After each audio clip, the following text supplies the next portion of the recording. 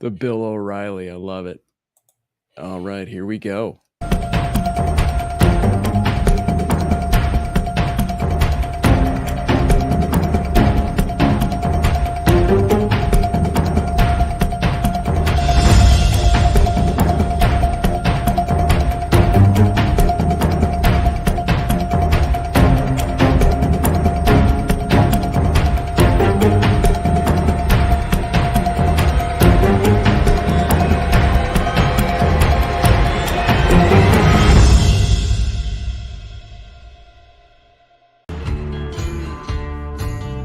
Get ready to do life and business on your terms and truly live your big ticket life.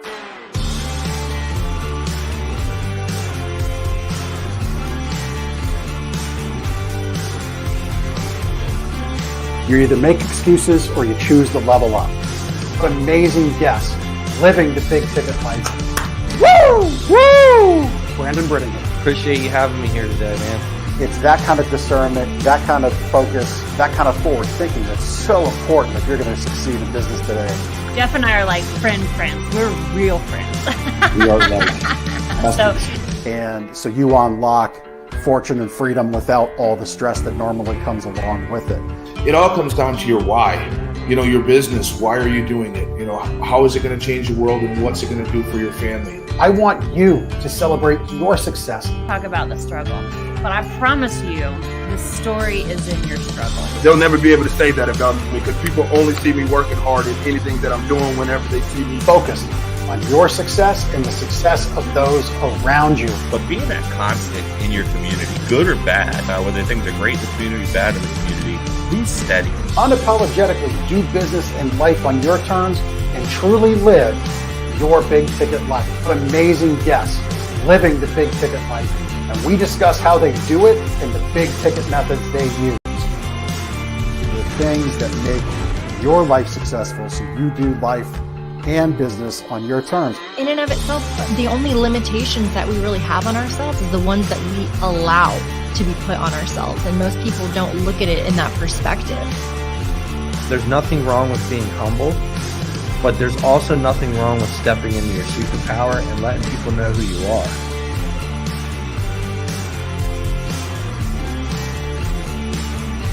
Get ready to do life and business on your terms and truly live your big ticket life.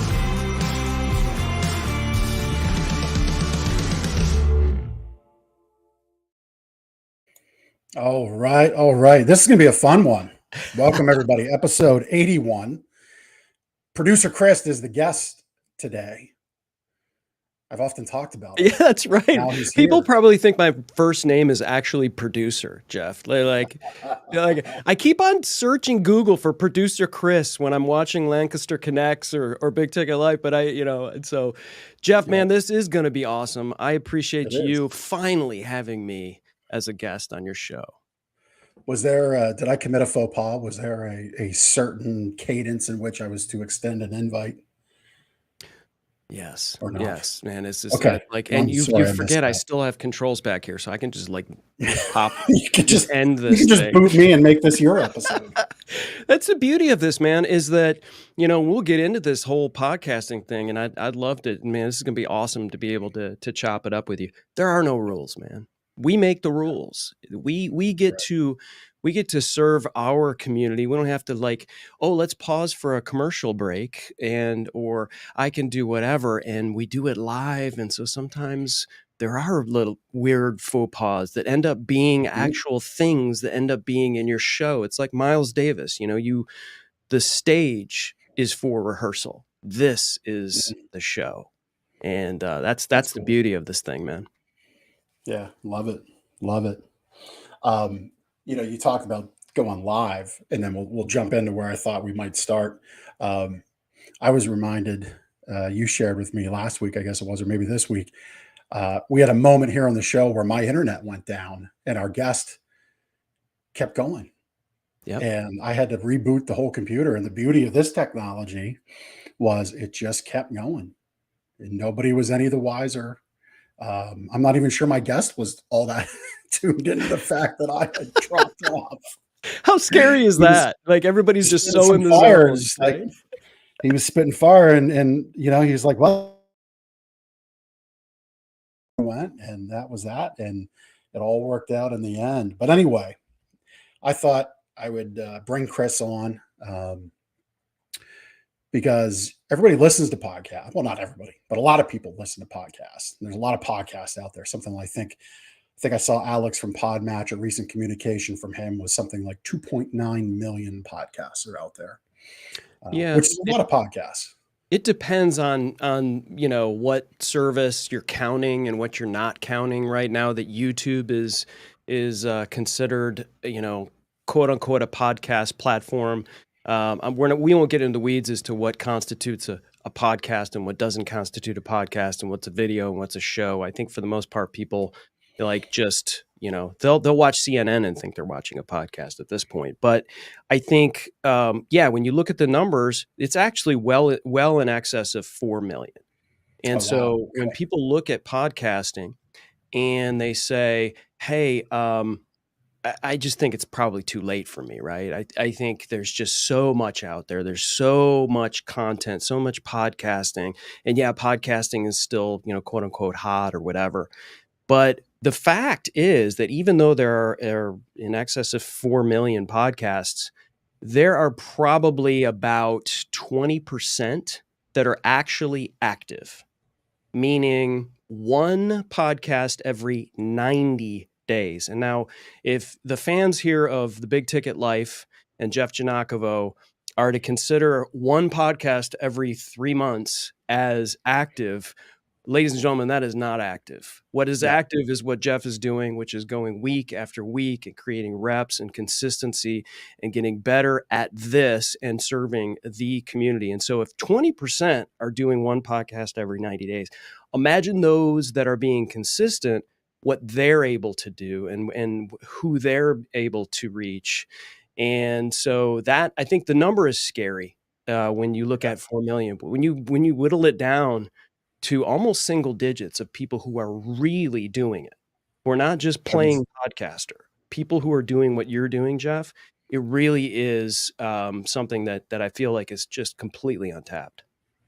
Well, I'm a big, the Pareto principle, the 80-20 rule exists everywhere, and you just shared it.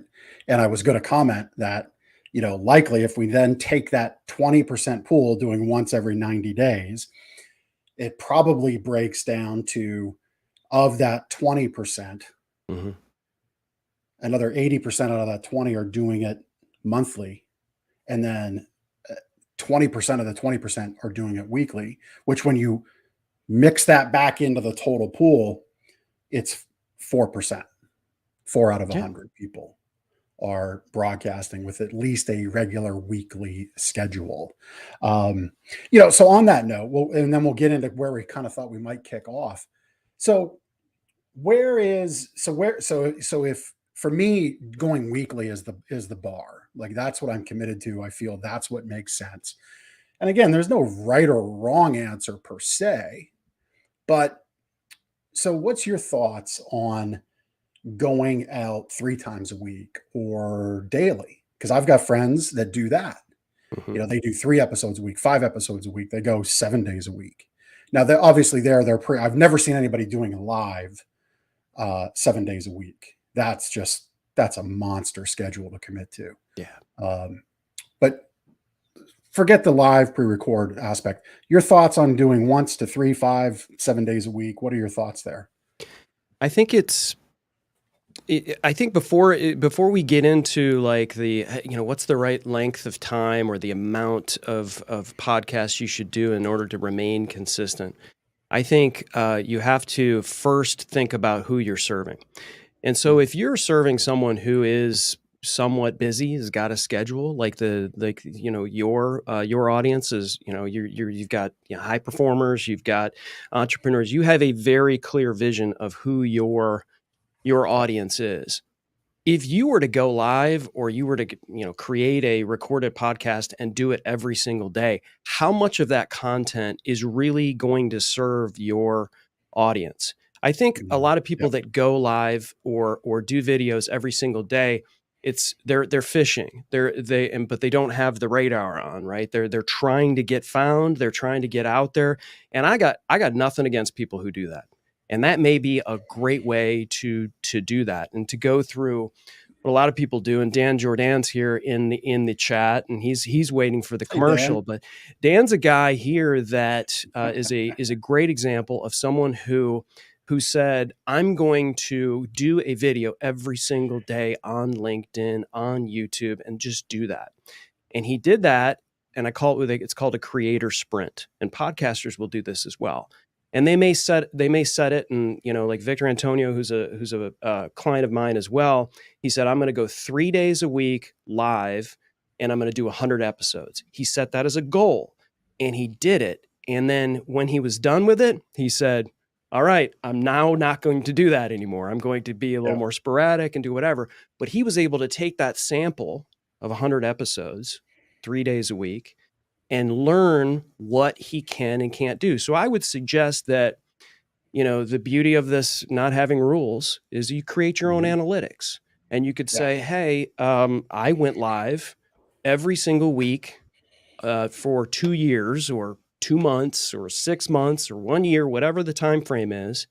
And now I'm going to read it back. And I'm going to say, what were my KPIs before I started? And I said, if it was to gain more subscribers on YouTube, or if it was to try to get the attention of prospects, or if it was to get interesting people that you can network with and make a goal of meeting 150 people in the course of whatever those goals are, you're making the rules, right? So I'm sorry, I feel like I'm hedging here a little bit, Jeff, but the beauty of this whole thing is there is there's no perfect way to say, okay, here, everybody, I'm going to give you the exact thing you need to do. Make sure your episodes are 21 minutes long. Make sure you're going live twice a week. It's like, I'm not going to tell you that. Who are you serving? And if that person is, you have a vision for that person, and they're driving to their job every morning, and their commute is on average of like 15 minutes long or something like that, well, then create a 15-minute long podcast and maybe deliver it, because they're a busy person, once a week, bi-weekly. But be consistent with that. And then if it's not working out after 6 months is my kind of my benchmark for like, this is when you should start seeing something coming out of whatever you're doing. And if it doesn't seem to be, the lights are not coming on, and you're not getting some action, you're not getting some activity, you're not getting any feedback, and you're soliciting that feedback, let's start to adjust and start saying, okay, what is not working here? How can we adjust to your audience? And the beauty is, if you know your audience, you can reach out to your audience, get some positive feedback from people who are going to help you, not people tell you what you might want to hear. Does that help, Jeff? I'm not sure if that answers it or not. I love it all. It does. I love it all. I think in the last 2.5 minutes, we could tell everybody watching and listening, rewind to minute 11 and really think about the goal of your show. What are those KPIs? What are you actually setting out to do? A lot of people, I think, they get into various coaching groups, various worlds of influence, and, you got to have a book, you got to have a podcast show, you got to do this, you got to do that. And the reality is all of that works, and it's not bad advice. The question, I think, the better question is it appropriate advice for the creator, for the producer, for the host? And, maybe a podcast show just isn't in the cards for some people. But I feel for a lot, it can be. And this is why I felt we would spend some time today mixing it up. So I actually had a conversation just yesterday with a friend on this topic, and it was about, do I change my current show? Do I do a second show? Because the thought was, I want to create a show really focused on creating prospects for my services. And so I thought, what a great question to ask Chris today. Like, how would Chris Stone suggest for the clients you work with? Because in case you've missed it, here's the commercial, Dan Jordan. This episode brought to you by Cast Ahead, your one-stop shop for all things podcast hosting, production, and consultation to have a kick-ass show. Did I do pretty good there? Was that an all right Man, commercial? and this is a good thing this show's recording because I'm going to use that one. Yeah. So, at any rate, so what would you counsel somebody on if they were looking to create a show where the focus is to fill the funnel with qualified prospects for your services? Because that's a delicate balance, right? It I is. really think it is. Yeah. I'll let Yeah, you run you're with right. it. I think the balance is you don't want to come across as somebody that's selling to everybody all the time. Podcasts are free, they're available to everyone, and the first time somebody hits play on your podcast, and maybe there's somebody that's listened to it 20 times, you have to almost in your mind imagine that person's hitting play for the very first time and they don't know who the heck you are. And so when you do that, that mindset is, I am not going to hit them over the head with something and make them feel like they're being funnel pounded. I am going to say, hey, everyone, here's my Funnel station pounded. identification. Okay. And Kirk Nugent, who's a fellow creator and friend, talks about this station identification thing. So when you go and you sit down on a plane, Jeff, and you hear this boom, boom, boom, and they tell you, what do they tell you? You are on Southwest Flight 428 headed to Las Vegas. Okay. What happens if you are on the wrong plane? Whoops, I'm supposed to be going to Akron. Bye, you get off the plane. Station identification. Okay. So if you have a show that is for someone, right away, you got to tell them who it's for. And you tell them who it's for and what they're about to get in terms of their content, and then you give it to them. And that is the formula for you to deliver content to the people that you serve. Know who you are serving and tell them where they're at. Because I tell you what, you don't want someone hanging around for 12 minutes and your content's not for them. You have to disqualify people as much as you qualify people, and everyone will appreciate it. Trust me. So if you're, to answer your question more specifically, Jeff, if you're someone who says, you know what, my show is like this and it's serving, these people, but I want to start bringing in prospects, which is a fantastic idea for a podcast. In fact, I have clients that do that. But the right sort of approach is to do it both. Like, I wouldn't have two shows, one for just people that you want to prospect, you want as prospects, and one that is a show of what you were doing already. You can mix the both because I think, you're already serving an audience. You're already saying, okay, this is what I'm doing. And that audience may be already clients of yours. So Right. the people that are listening are like, hey, this is working for me, and I want to have these people on, my show. But you want to reach out to people and have them on your show too, because you want to be able to have them as clients. It's a great way to meet people. One of the most underrated aspects of podcasting is the ability to network. Jeff, we're on show 81. You've probably met 70 people that you had no idea who they were before you started this thing. And it's turned into something for you, or it's connected you with even more people, and it's garnered influence for you, and you can get business out of it. I wouldn't, to your point, it's delicate to be able to say, okay, now I've had you on my show. When can I add you to my CRM system and be able to, wait, you have to ask to do that? I thought you just did it. Right. Well, that's another part of the delicate Well, balance. lesson there, Yeah. everybody.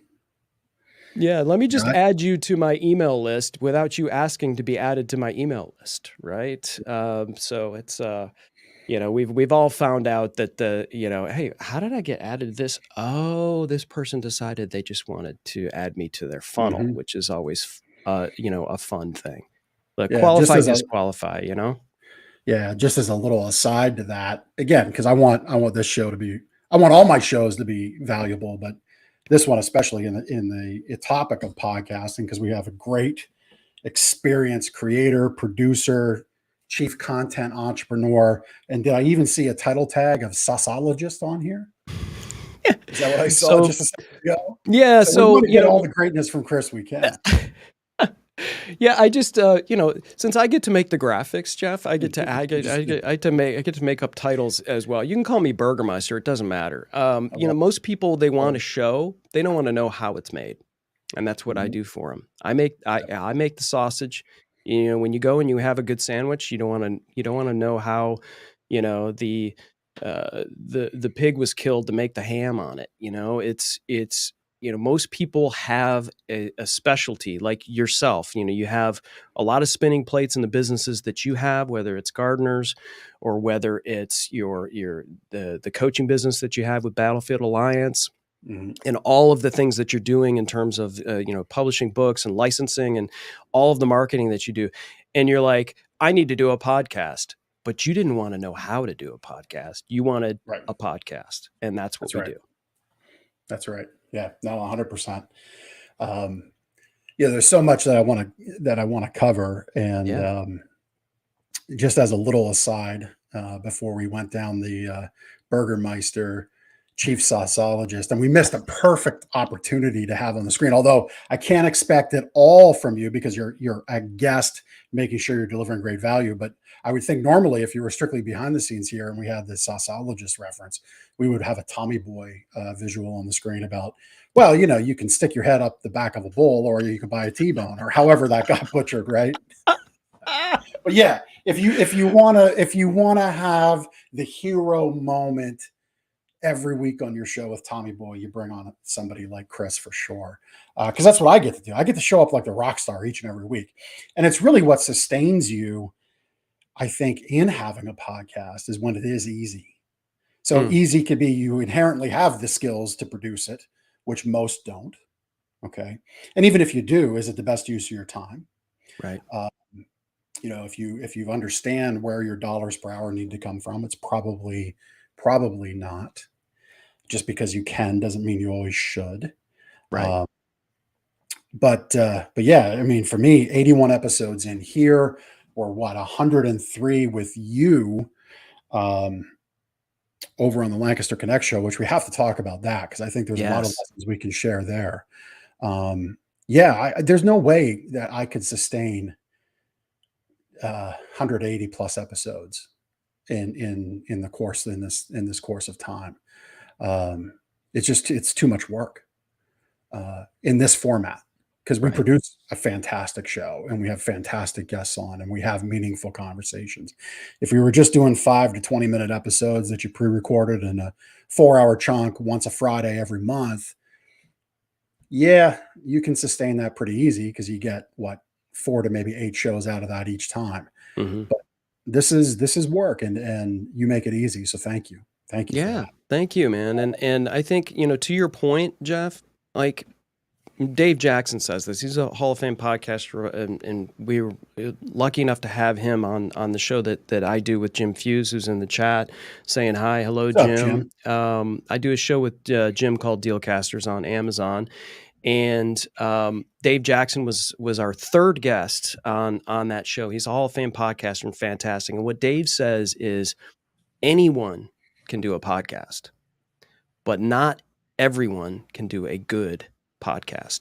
And so the difference is like, and I talk to people all the time, Jeff, that are like, oh man, I need to hire you to do my show. And then I'll have a conversation with them. And I start with, who is your show for? And the reason why I say who is your show for and not why, because why can be, I want to make money, which is a valid reason to do anything, right? There's nothing against, I am all for someone making money doing this. Trust me. I need and to I make love money it. every day. Seems like I Right. can't go a day right now with these new vehicles we put in the stable. I can't go a day without spending $500 or $1,000 right now. So I need to make money every day. That's right. That's right. And there's absolutely, but understanding that a podcast is not a profit center for you, especially initially. Right. So it's a marketing vehicle. It's something, it's a way for you to get found and all of these great things. So if you want to make money, okay, understand this, but I want to know who you're serving, because when you know who you serve, you know what the problems are. And if you know what the people's problems are, your content becomes that medicine. Your content becomes the solution for them. And then money comes. I mean, attention comes. Yeah. I should say money. Your success, which may not be financial, your success will come when you do that. And so the mindset and the key, because these are keys to podcasting success. That's what this says here on the screen and in the show notes on the audio.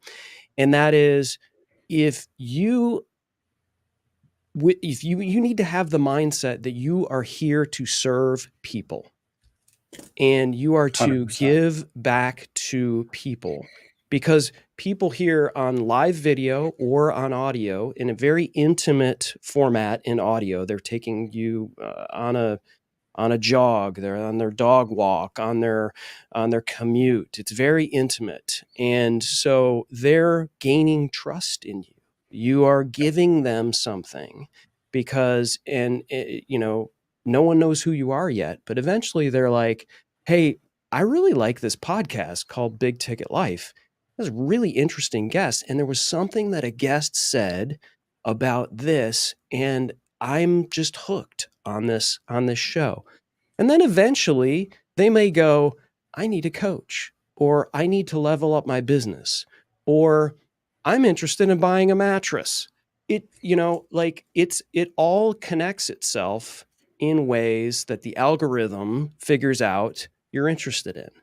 So I don't know. I'm sorry. I took it off the rails. I know we want to talk a little bit. Man, I more love it. specifically. Listen, I love all of that. This is why we do the show we do. It's why I'm able that when we find guests, I mean, your team puts great guests in front of me. I do a little bit of cursory research real quick. You've done research on the back end. And it's why I'm confident to have a good show. It's not that there isn't any prep, but I also don't constrain thought to, we must answer these questions in this order. Right. We don't do that. I always put thought into the show because, to your point of an intimate experience, I'll take it one further. So in our daily battle plan for Battlefield Alliance, there's one habit that we coach all of our members to do every day, and that's to read or listen to something business inspiring each and every day. Well, what if you took that opportunity away from somebody today with a poor show? Now, maybe it wasn't the guest. Maybe it wasn't you. Maybe it was your audio. Maybe it was your video. And if somebody's committed to that habit each and every day of 30 minutes of business inspiration or life inspiration, or just putting good inputs into their mind, they've got 365 times a year that they can do that. And if we're being really honest, it's probably Monday through Friday. Mm-hmm. You know, I would take that as you get a solid B+ effort from one of my coaching clients. I would say, if you're doing that every Monday through Friday. So now we're down to what? 250 or so opportunities. Okay. So yeah, it is intimate. It is a responsibility. It's a responsibility to produce a good show. Because what if, and for me, when I listen to this podcast in the car, just in the car, you've got 4 opportunities a week with me in my vehicle. That's it, for a half hour. That's it. Because I work from home most of the other time. And so I'll have stuff on in the background as I'm working. But if you want focused only, that's it. That's all you get. So yeah, the question of who is your audience, really smart. Because if you can't, as you call it, station identification, if you can't get out who it's for, what it's about, and why to continue to listen, you miss those 4 opportunities a week with me. For sure.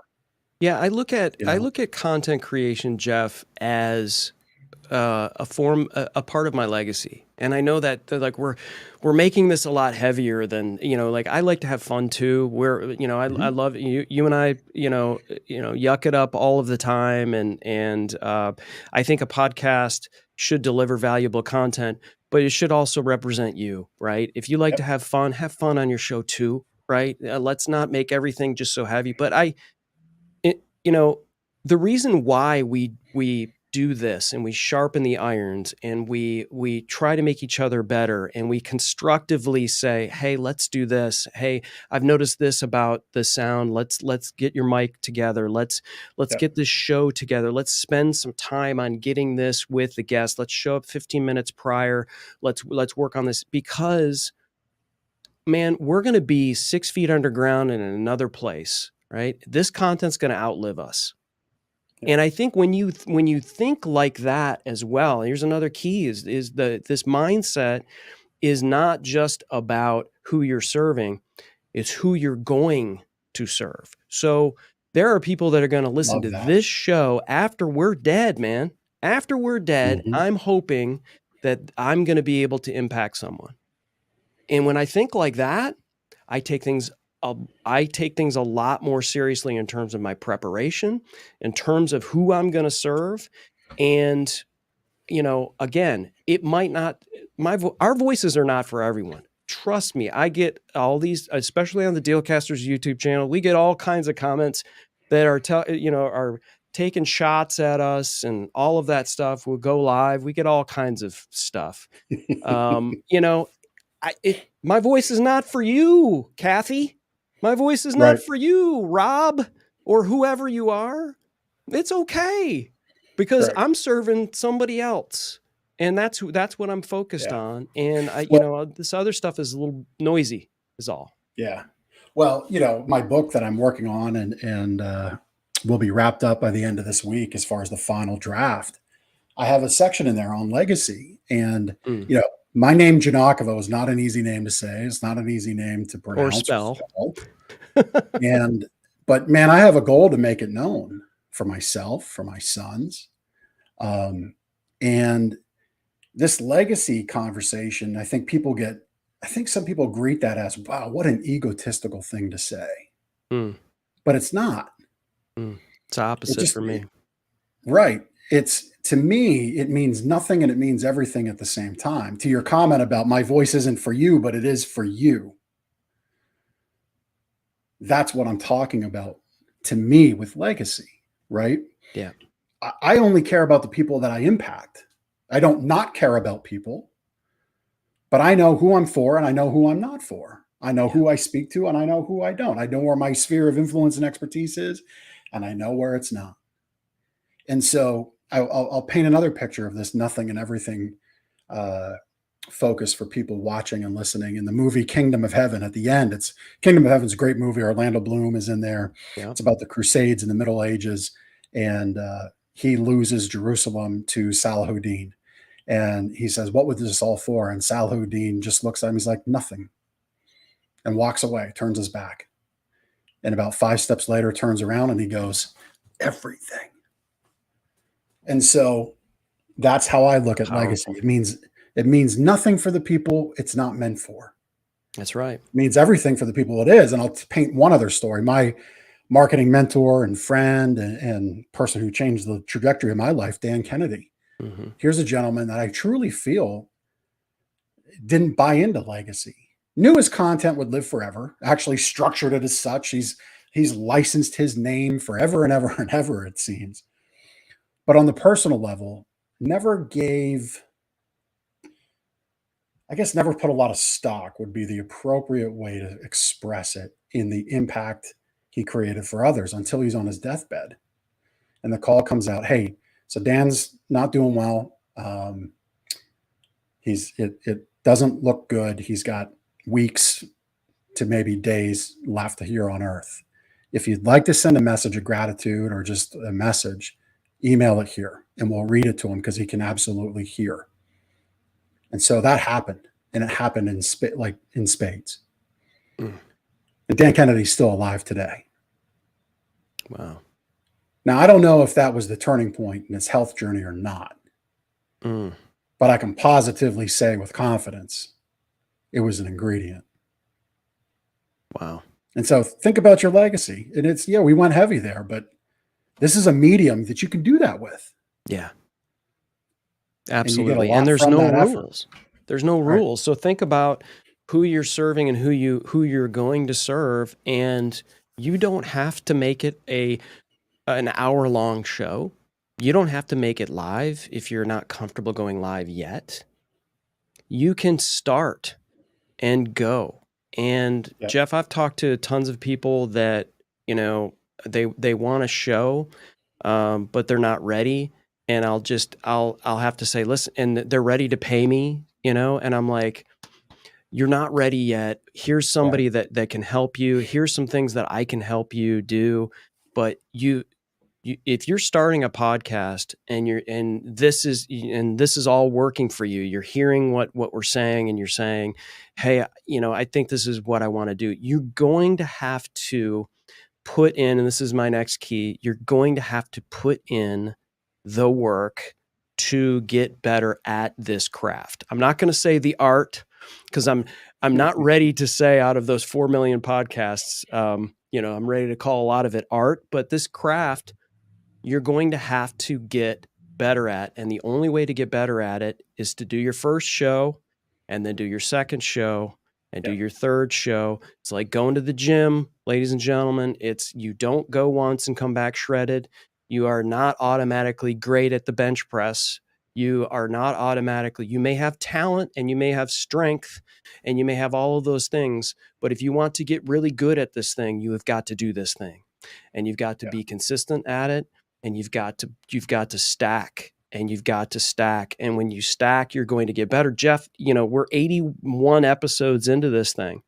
If you go back and watch episode 1 and episode, you know, even, you know, in the first, in the single digits to where you're at now. And I would suggest anyone who's a content creator or a podcaster or whatever to do that. Don't delete them. Don't take them down. You can go and watch all and see all the content that I first started.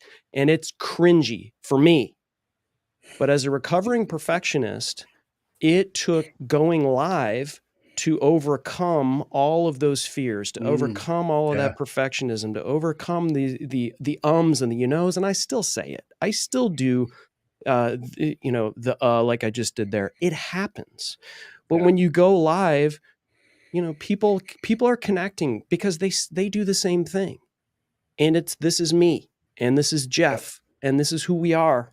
But Jeff is 81 episodes better than he was when we started a year and a half ago. When did we start? Jeez, this has been forever. It was December of 22. No, 21. December of 21.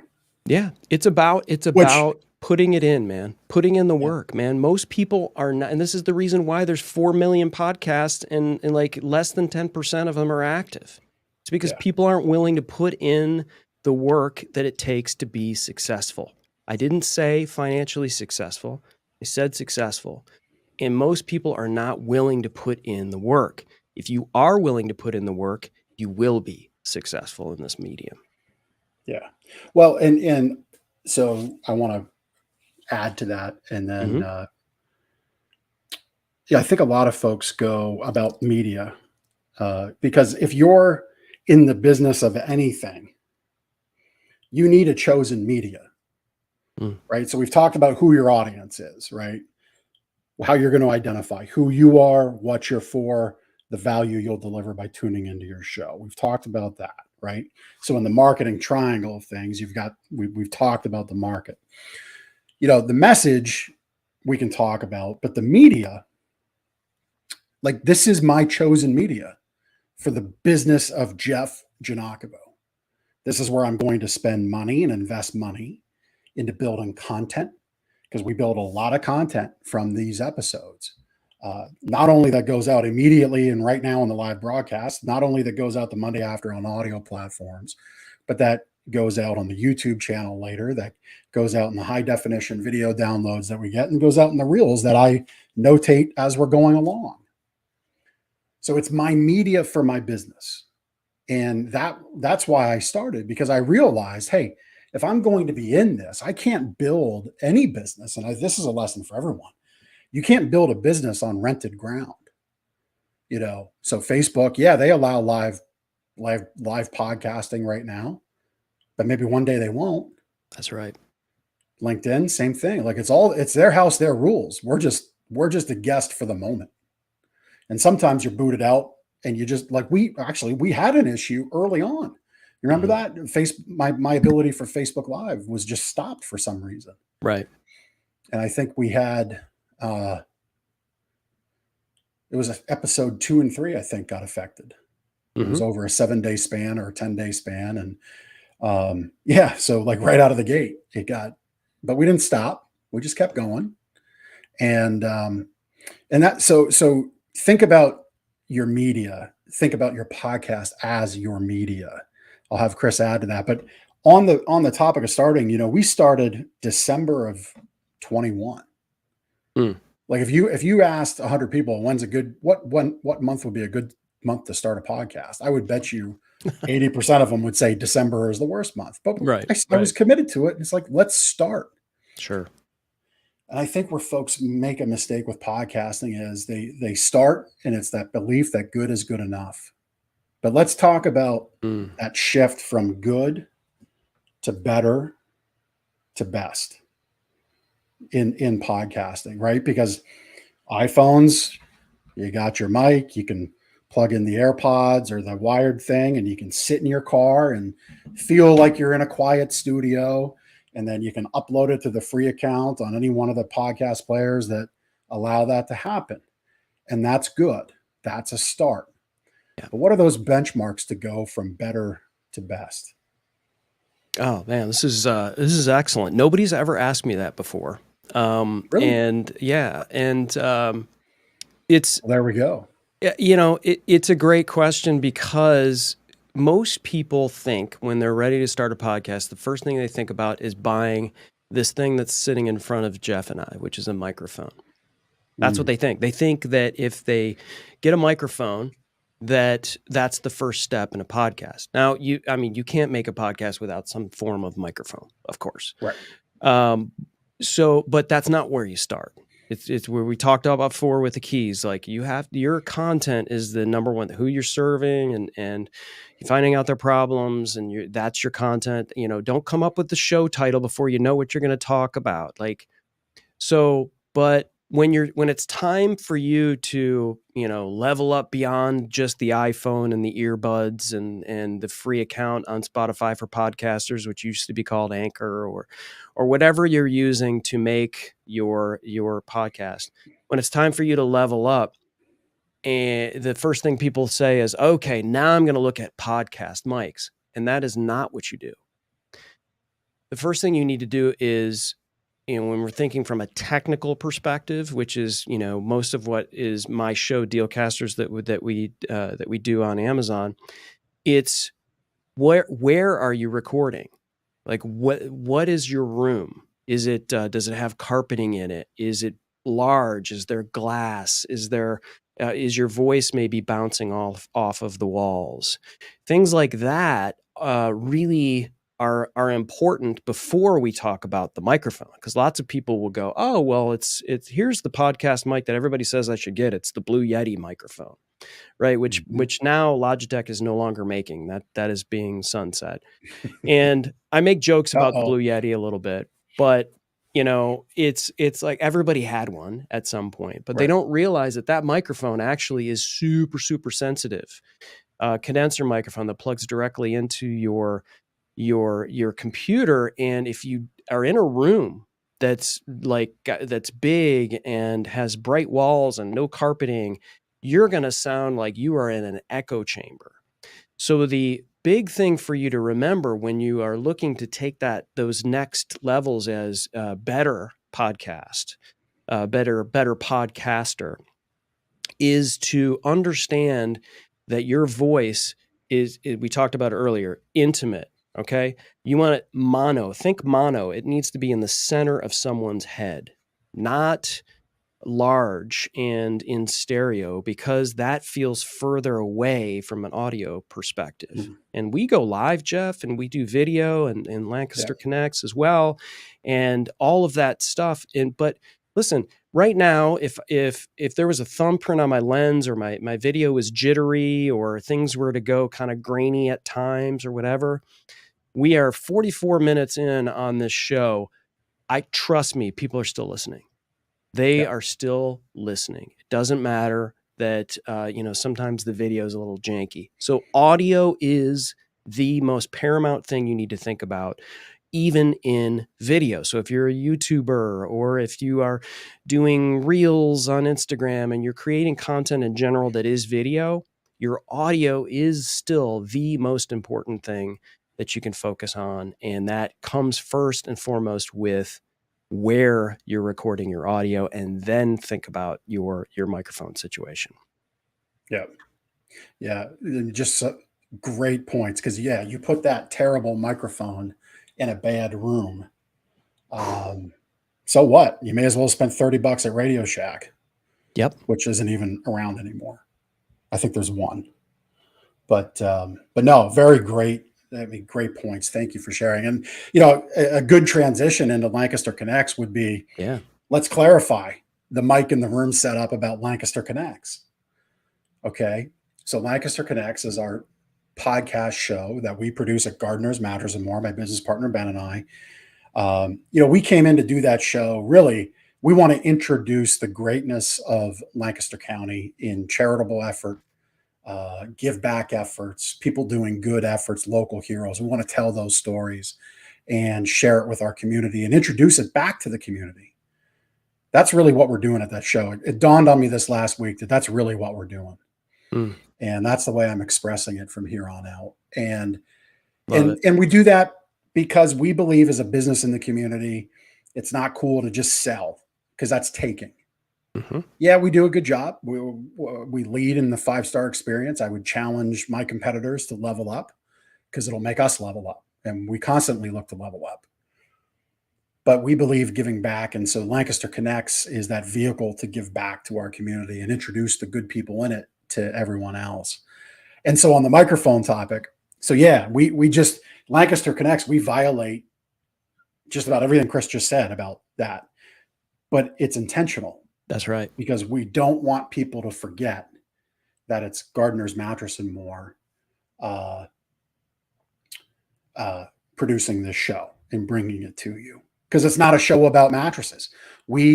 I bet you there's some episodes in the 100 plus that we've done where we didn't even utter the word mattress aside from our name. Yeah. Because it's not a focus. It's not a focus. We don't talk about sales. We don't talk about coils and memory foam, and we don't talk about that. We've never done an episode about that. We've recorded some B-roll for other purposes, but we've never done an episode focused on that.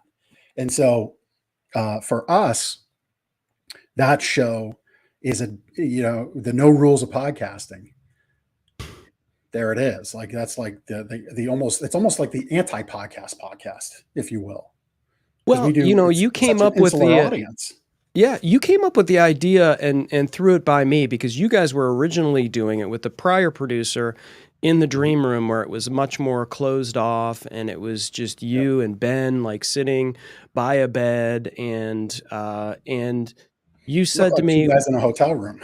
Right, exactly. It was like, what's happening here? Right.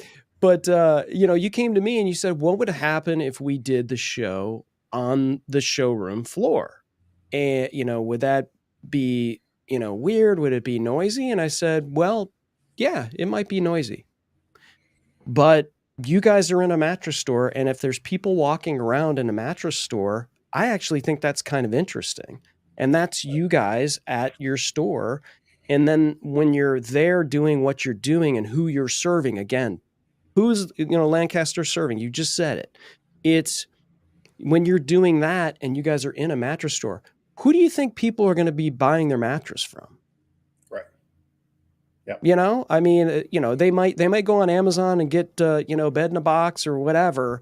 But chances are, if they're getting some content, from you, and they're getting turned on to local businesses, or they're finding out the great restaurants, or they're finding out about Extraordinary Give, or they're all of the things that you guys are talking about on the show, and you're serving them, they're gonna like make their way over to the store to get whatever they need to get, because they trust you and they know you. They don't know anybody else who's doing this. So I think it's, and I told you this before, Jeff, I use that as an example all of the time.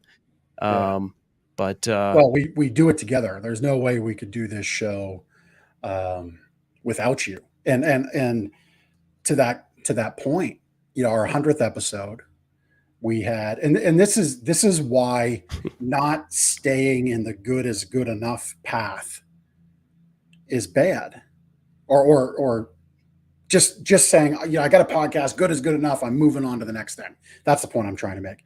Because if that was our mindset, and we never sought to improve, and we never looked to ask questions, which would have brought us together, we would still be stuck, two guys in that hotel room looking place, which the dream room for its own thing serves a really cool purpose. It's a 100% close rate sales tool. It changes the customer buying experience entirely. But for a podcast, it just wasn't working. We got better and better and better. And then an opportunity comes to have our PR person she got an immediate home run out of the gate with us the very first week of working with us. I think actually technically before her retainer date started, we had this confirmed. It was then just scheduling. We had Brett Michaels from Poison be our 100th guest on Lancaster Connects. And to the comment of not being able to do this without you, not only is it just every week we get to show up like a rock star and Chris and his team do all the work, but walk everybody through what you did to make that happen. Because Brett wasn't going to use web browser, wasn't going to be pinned down, wasn't going to be on camera. Yeah. So share how he dialed in. I have a confession to make, Jeff. Uh-oh. It almost didn't happen. Ruin the match? It almost didn't happen. I didn't know that. Yeah. So we had everything set up for Brett Michaels to join the show, but it wasn't going to be live. We were going to do the recording.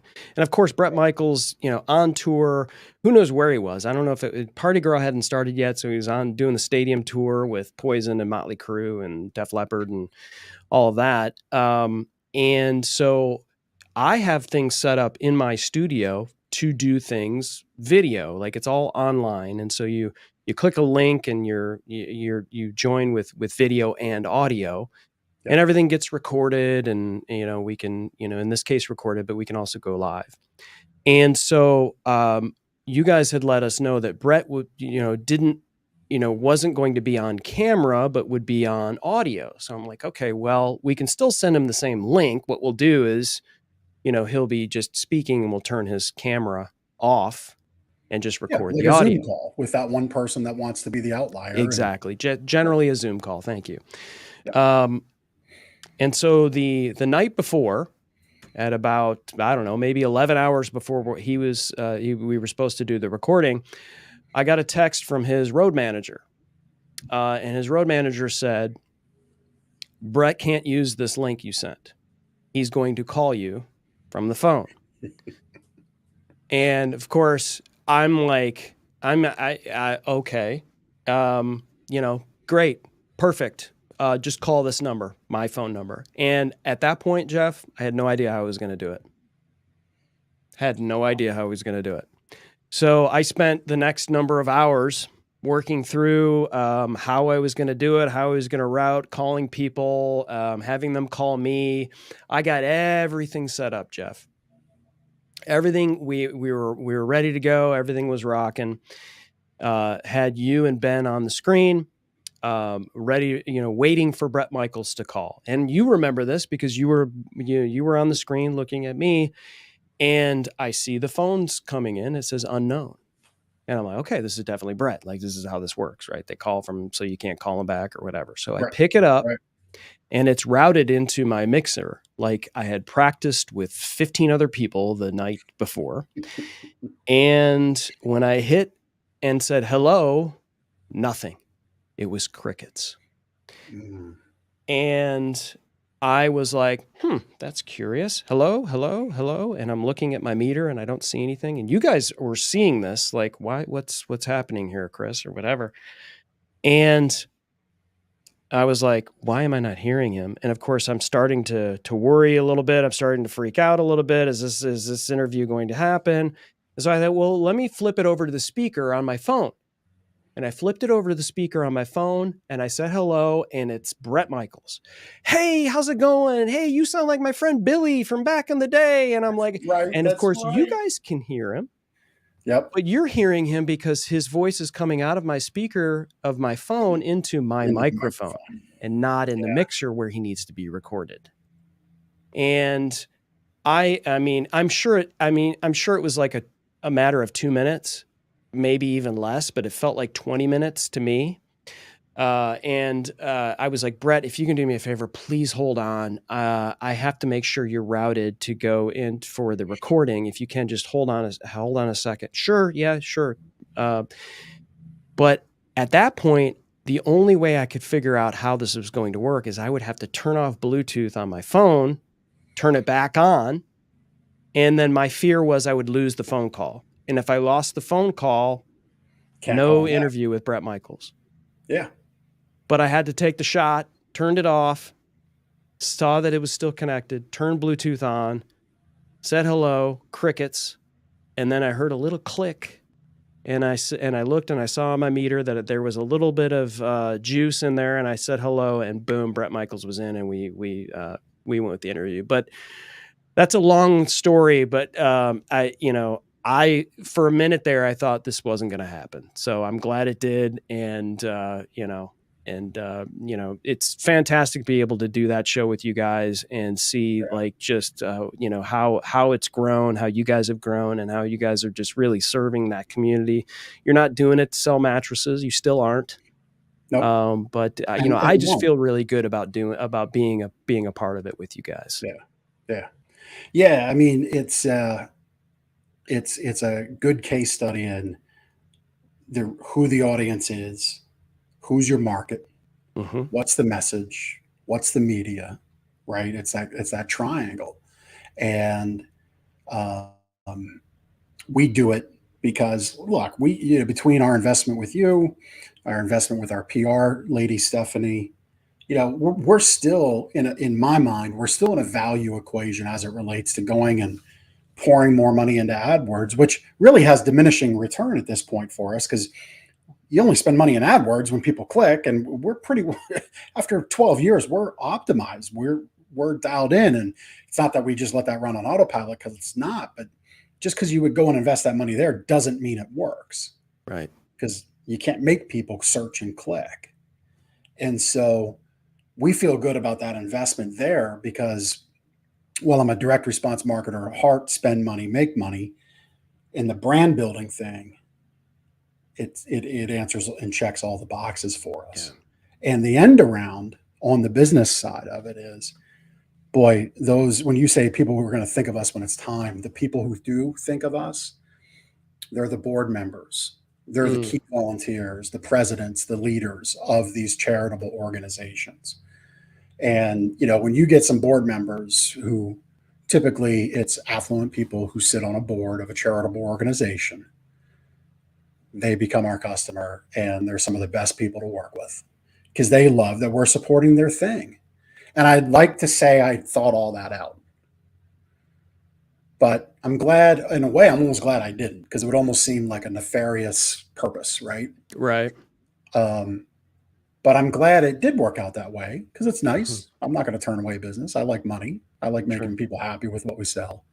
100%. But boy, they are so nice to work with because they're so connected to their thing. Right. And I think that brings us back full circle to why you're doing this show. Why are you doing a podcast show? What connection do you make? What's that station identification and frequency that you can create with your listeners and with your watchers? And so, yeah. Man, we're who at you an for, hour who already. you for, who you're not for, who you for, who you right. serving. Let people know, give it to them. Yeah. And be patient and put the reps in. And this thing is, and have fun. I mean, seriously. I mean, I get to do this. Like, don't tell my clients, shh, I get paid for this. Yeah. Yeah. I mean, the other options in life are, like I took my truck this morning to get a tune on the engine done, right? So it's amazing what computer chips can do. I added 90 horsepower this morning to my truck with a computer chip. Yeah. What?